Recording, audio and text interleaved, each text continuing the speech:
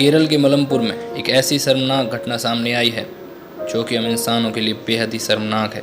जी हाँ दोस्तों, एक फूंकी फीमेल एलिफेंट जो कि गर्भवती थी, उसे पटाखों से भरा अनानास खिलाकर जो हरकत उस इंसानों ने की है वो बेहद ही शर्मनाक है।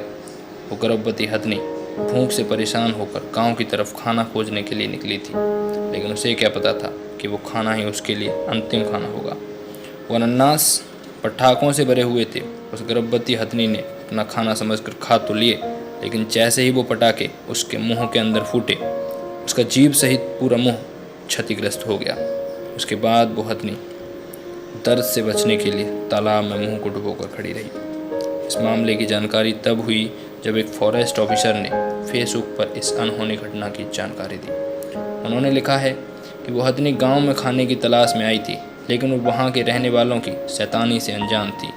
शायद उसने सोचा होगा कि गर्भवती होने की वजह से लोग उस पर दया करेंगे। उसे सभी पर भरोसा था।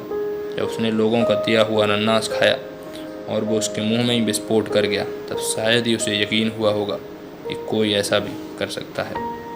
लेकिन इतना सब कुछ होने के बाद भी उस हथनी ने गांव की किसी भी सामान्य व्यक्ति को क्षति तक नहीं पहुंचाई, जबकि इस हालात में कोई भी हाथी भयानक उत्पात तक मचा सकता है। उस हथनी को पानी से बाहर निकालने के लिए 2 हाथी भी मंगवाए गए, जिससे उस हथनी को बाहर निकाला जा सके, लेकिन वो हथनी बाहर आने को तैयार ही नहीं थी। हाथी भी कैसे वो अब हम इंसानों पर भरोसा कर ले। और वहीं वो खड़ी होकर उस पानी के अंदर ही उसने अपने प्राण त्याग दिए। इस पर कई बड़े दिग्गजों ने अपनी प्रतिक्रिया दिखाते हुए नाराज़गी जाहिर की।